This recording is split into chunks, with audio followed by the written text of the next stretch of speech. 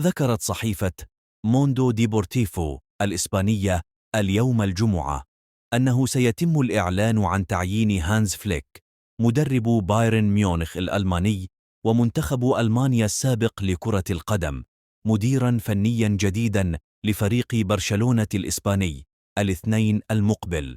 ذكرت صحيفة موندو ديبورتيفو الإسبانية اليوم الجمعة أنه سيتم الإعلان عن تعيين هانز فليك مدرب بايرن ميونخ الألماني ومنتخب ألمانيا السابق لكرة القدم مديراً فنياً جديداً لفريق برشلونة الإسباني الاثنين المقبل. كما كشف الصحفي الشهير فابريزيو رومانو في حسابه على منصة إكس أن الاتفاق حصل بين برشلونة وبين زهافي وكيل أعمال المدرب فليك.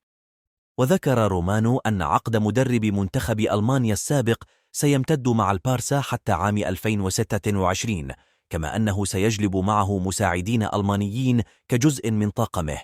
وسيخلف فليك المدرب تشافي هرنانديز الذي قال في يناير كانون الثاني الماضي أنه سيرحل عن منصبه بنهاية الموسم الحالي قبل أن يعدل عن قراره في أبريل نيسان الماضي عقب تمديد عقده مع النادي حتى عام 2025.